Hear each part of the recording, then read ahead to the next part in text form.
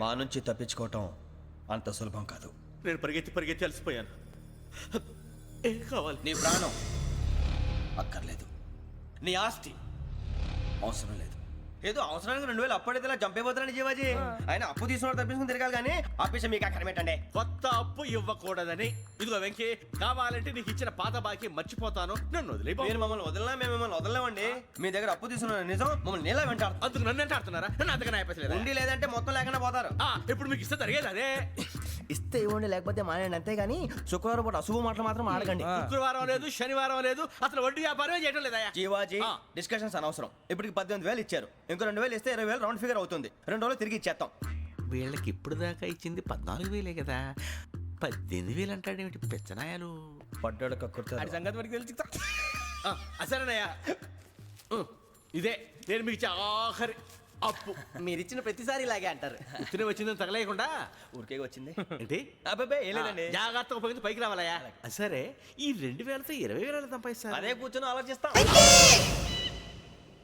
ఆ జీవగాడు ఎప్పటికైనా జీవితంలో పైకి రావాలంటాడు. రోజు ఇంత పైకి వస్తాం తెల్లడికి. రే, మనం దొరికిన వాళ్ళ దగ్గర అప్పు చేసి తాగెత్తనం. ఇలా ఎన్నాళ్ళు పిచ్చే వాళ్ళు ఉన్నన్నాళ్ళు తెలిసిన వాళ్ళందరూ అయిపోయారు, ఇంకెవరు మిగిలారా? అందుకే నేను ఎప్పుడూ అంటూ ఉంటాను, సర్కిల్ బెంచ్ మని ఒక రెండో పెంచుకుందామన్నా ఎవడు కోఆపరేట్ చేయట్లేదా? మనం చూస్తేనే జంప్ అక్కడ. అరే వడ్డీ ఎంతైనా పర్వాలేదు, అప్పు ఏంట్రా అంటే ఒకరి ముందు రాడే. ముందుకు వస్తే వాళ్ళు వెనక్కి వెళ్తారని భయం. భయం భయం భయం, ఎక్కడ చూసినా భయం. ఎన్నాళ్ళు భయం?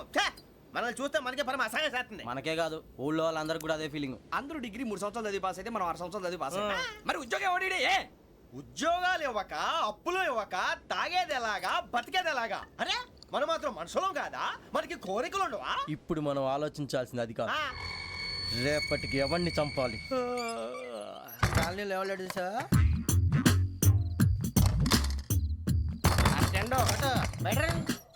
నువ్వా వెంకీ? ఏంటి వెంకీ ఈ టైంలో వచ్చా? నీతో మాడే పని ఉంది, దా చెప్తా. ఏ బాగా నిద్రొస్తుందా? సరిగానే రే, నువ్వు మమ్మల్ని చూసే తలిపేసావా? మామూలుగానే వేసాను. మామూలుగా వేసేవాడివి. మేము రావడానికి 1 నిమిషం ముందో, మేము వెళ్ళాక 1 నిమిషం తర్వాత వేయాలి కానీ బిలాల్ రాజా, నాకు నిద్ర వచ్చి పడుకుందామని తలుపేసుకున్నాను. అయినా నా ఇంటి తలుపులు నేను అడిగేసుకోవాలంటే తప్పు చేసిన కాక ఇంకా గేర్ సమాధానం చెప్తావా? మీ ఇంట్లో పెళ్లిడికి వచ్చిన ఆడపిల్లలు ఎదురున్నారు. ఇదిగో అమ్మాయిలు, మీతో ఎప్పుడైనా యథాశాలు వేసానా? విన్నారా? అడుగు తలుపులు వేసావు. అనవసరంగా గొడవ ఎందుకు? ఇక్కడి నుంచి వెళ్ళండి. గొడవ? మీ ఇంటి మీద పడి ఎప్పుడైనా గొడవ చేశానా బినిగారు? లేదు బాబు. విన్నారా? చెప్పు, మమ్మల్ని చూసి తలుపులు ఎందుకు వేసుకున్నావు? అరే మాకు అప్పించిన వాళ్ళు కూడా మమ్మల్ని చూసి ఎప్పుడు తలుపులు వేసుకోలేదు. ఏం చేయాలి? మరి నువ్వు ఎందుకు వేసుకున్నావు? బాబు టప్ అయిపోయింది, బుద్ధి తక్కువ వేసాను చాలా. అంటే మా మోకాల మీద తలుపులు వేసామని ఒప్పేసుకుంటున్నావు? ఒప్పుకుంటున్నాను. సరే ఇప్పుడు చెప్పు, మా మొఖాల మీద తలుపులు వేసేంత తప్పు మేము ఏం చేసామరా? తప్పైపోయిందని అంటున్నారు కదా, వదిలేయండి బాబు. అదే తప్పు మేము చేసి మమ్మల్ని వదిలేయమంటే మీరు వదిలేస్తారా బినిగారు? తప్పని ఒప్పుకుంటున్నాడు కదా అయ్యా.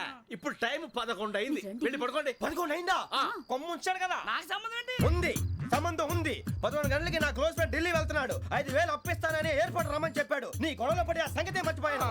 ఇప్పుడు నాకు జరిగిన నష్టానికి భర్తీ ఎవరు చేస్తారు? మీరా మీరా మీరా?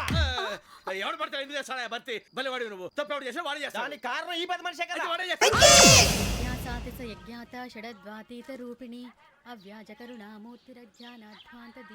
బీరు రమ్ము కలవకూడదు, తలకే పట్టేసింది. ఏంటే చదువుకుంటున్నావా? చదువుకో. దేనైనా వెనక్కి తీసుకురావాలం కానీ పోయిన కాలం వెనక్కి తీసుకురావడం ఎవడి వల్ల కాదు. టైం విలువ గురించి నువ్వు మాట్లాడడం. నువ్వు ఎలా పోతే నాకు ఎందుకులే. ఏమ్మా నీ పూజ అయిందా? తలకే పట్టేసింది, కాస్త మజ్జిగుంటే ఇవే. మా నాయనే అందరూ పొద్దున్నే లేచి టీలు కాఫీలు అడుగుతుంటే నువ్వు మాత్రం మజ్జిగ అడుగుతున్నావురా. కాఫీలు టీలు తాగే స్టేజ్ వాడు ఎప్పుడో దాటిపోయాడు. రాత్రి తాగింది దిగాలంటే మజ్జిగే తాగాలి.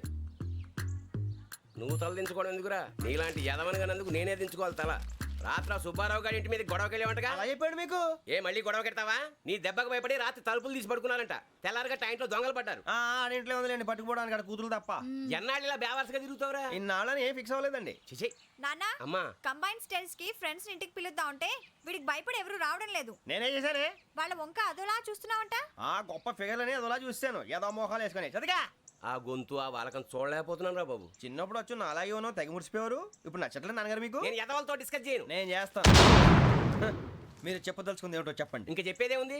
నువ్వు ఇలా గాలికి తిరుగుతుంటే నేను తిండి పెట్టలేను. నాన్నగారు ఇప్పుడు శుక్ర మహాదశి 4వ పాదంలో ఉంది. నేను ఇప్పుడు ఏం చేసినా కలిసి రాదు. శనిగారు సెంటర్ లో కాసేసి నన్నే చూస్తాడంట. వాడు అలా సైడ్ అయిపోయి నేను ఏదో ఒకటి అవుతాను కదా, మీరు కంగారు పడకండి. ఇవన్నీ ఆ జగదాంబ చౌదరి గారు చెప్పాడా? వా జేసీ గారిని గాడు గిడు అనకండి బాబు, మీకే మంచిది కాదు. అబ్బా ఊరుకోండి, ఎవరి నమ్మకాలు వాళ్ళవి. ఎరా ఇంతకీ ఆ శనిగాడు సైడ్కి ఎప్పుడు వెళ్తాడంట? నేను పోయా. నువ్వు సెంటర్ లోకి రావాలమ్మా. మరి ఆ గురువు సెంటర్ లోకి ఎప్పుడు వస్తాడంటావు? అవన్నీ మనకి తెలుస్తాయి అంటే జేసీ గారు తెలుస్తాయి. నాన్నగారు ఒక 1000 రూపాయలు ఇవ్వండి, దక్షిణ నుంచి అన్ని అడిగేసి వస్తాను. ఎదిగిన కూతురు గుండెల మీద కుంపటైతే నీలాంటి బేవార్స్ కొడుకు క్లైమోర్ మైన్స్ లాంటి వాడు చీదరిదుడా. ఆ జేసీ గారు పోయాక వీడు నేను అమ్మ నువ్వే ఫీల్ ఓకే.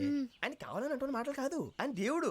కానీ ఆ శనిగాడు ఆడి కాన్సన్ట్రేషన్ అంతా నా మీదే పెట్టేశాడు. మరి ఇప్పుడు ఎలాగరా నాన్న? ఆ పని మీద డబ్బులు అడుగుతుంటే నిసుక్కుంటున్నాడు. పోనీ నువ్వేనా ఇవే? నా దగ్గర కూడా లేవురా. తెలుగు భాషలో నాకు నచ్చని ఒకే ఒక్క పదం లేదు.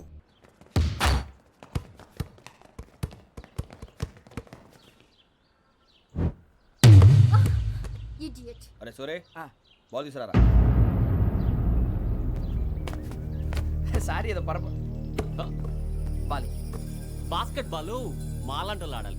మీలాంటి మాసున కొడుకులు ఆడితే ఇలాగే ఉంటుంది. ఇలాగే ఇలాగే ఇలాగే ఉంటుంది.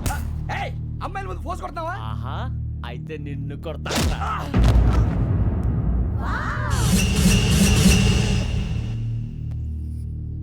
వాడు అమ్మాయిలు ఉన్నారని చూడరా ఎరా రెచ్చిపోతున్నాడు.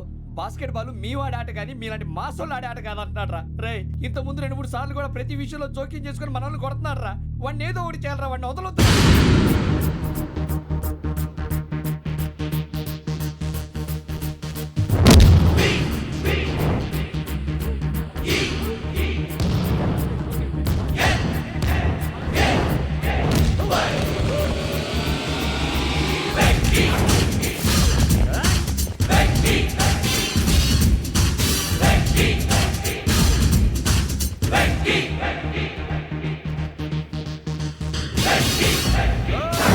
ఆడపిల్లలంటే ఎవరికైనా దెబ్బ తగిలితే అయ్యో అంటారు, మీకేమో ఎవరైనా కొడితే కామెడీ. కొట్టినోళ్ళు మీ దృష్టిలో హీరోలు. ఇప్పుడు నేను పచ్చడి కొడేస్తాను, నేను హీరోని అయిపోతానా? ఏంట్రా రెచ్చిపోతున్నావు? మాకు ఛాన్స్ ఇవ్వా? అసలు వచ్చిందే నీకోసం. మా ఓటు బ్యాక్గ్రౌండ్ తెలియక అడమే చేసావు. ఇప్పుడు నీకు అప్పుడు అయిపోతున్నా రే. వాడి బ్యాక్గ్రౌండ్ సరే, అసలు నీ బ్యాక్గ్రౌండ్ ఏంట్రా? నాకు సెపరేట్ బ్యాక్గ్రౌండ్ అంటూ ఏం లేదురా. నేను ఎక్కడ నిలబడితే అదే నా గ్రౌండ్. అంత పుడింగువా? తెల్దా?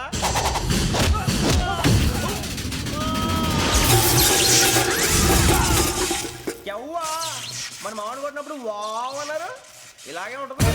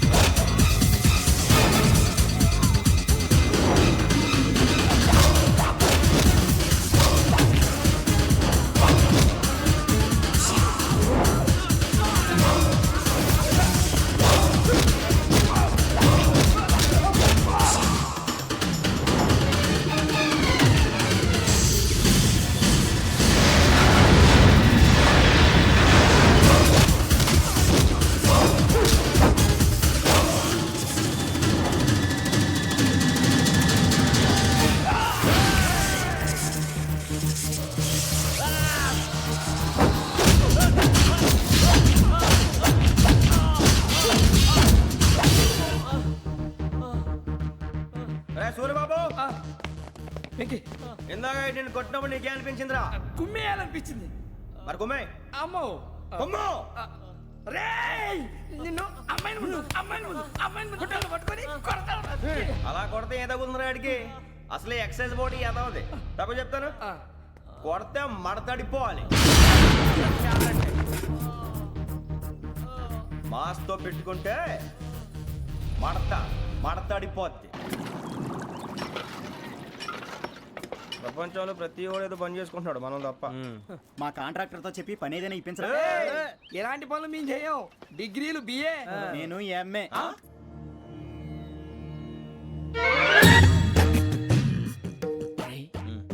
మూసుకుని ఉన్నాడు, కొంపదీసి నిద్రపోతున్నాడేంటి? ధ్యానం కళ్ళు మూసుకొని ఎవరినో కాంటాక్ట్ చేస్తున్నారు. అవునా?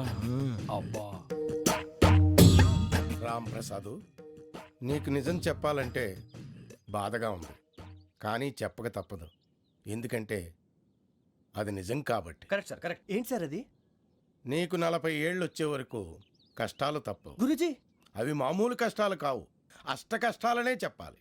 ఉదాహరణకు అవి ఎలా ఉంటాయంటే, దొరక్క నీకు ఫుడ్ దొరికితే అది నీ నోటికందే లోగా నీ కాలో నీ చెయ్యో తగిలే మట్టిపాలైపోతుంది. నీ వాకలికి తట్టుకోలేక అప్పు కోసం ఎండను పడి వెళితే అక్కడ తాళం వేసి ఉంటుంది. మరో కఠోరమైన నిజమేమిటంటే, నీ దరిద్రాన్ని చూసి భరించలేక నీ భార్య లేచి వెళ్ళిపోతుంది. ఒక్కతేనా ఎవరితోనన్నా? తప్పు. అతని దురదృష్టాన్ని చూసి ఎగతాళి చేయకు రమణ. Sorry sir. ఇదయ్యా రాంప్రసాద్, నువ్వు ఈ 40 ఏళ్ళు ఈ నరకాన్ని అనుభవించక తప్పదు. 40 ఏళ్ళ తర్వాత అలవాటైపోతుంది. ఇక నువ్వు వెళ్ళొచ్చు. ఏమో వెంకటేశ్వరరావు, కులాసైనా రమ్మన్నారట. నీకు శుభవార్త చెబుదామని పిలిపించాను. ఏంటి గురూజీ? నీకు శుక్రమహాదశ ప్రారంభం అవబోతుంది. అంటే శనిగా సెట్ అయిపోయినట్టేనా? ఆల్మోస్ట్ అయిపోయినట్టే. మీరంతా టోపీలు పెట్టుకునే ఉద్యోగాలు కూడా చేసుకుంటారు. ఇప్పటిదాకా మేమందరికీ టోపీలు పెట్టాం కానీ మాకు మేమే టోపీలు పెట్టుకుంటాం ఎప్పుడు అనుకోలేదు గురూజీ. అదే విధి. మరి ఇప్పుడు బిల్ల బంటోతు నుంచి బీట్ కానిస్టేబుల్ వరకు అందరికి నెత్తిమి టోపీలు ఉంటాయి. అందులో ఏ ఉద్యోగం? ఎస్ఐ గారు కూడా టోపీ పెట్టుకుంటారు తెలదా? ఏది మన చదివే చదువులకు ఎస్ఐ ఉద్యోగాలు ఇస్తారేంటి? గ్రహాలు శాసిస్తున్నప్పుడు చదువులతో పని లేదు. ఏబిసిడీలు చదివినా చాలు మీ జీవితాలు విచిత్రమైన మలుపులు తిరుగుతాయి. మీకు విపరీతమైన ఫాలోయింగ్ వచ్చేస్తుంది. మీరు చాలా ఫేమస్ అయిపోతారు. వింటానికి చాలా బాగుంది. ఇప్పుడు మమ్మల్ని ఏం చేయమంటారు గురూజీ? ఏమీ చెయ్యదు, వెయిట్ చేయండి. కాలం కలిసి వస్తే అదృష్టమే మిమ్మల్ని గేలం వేసి పట్టుకుంటుంది.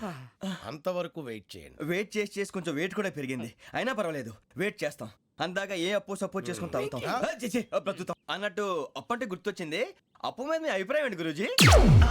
ఏంటరా?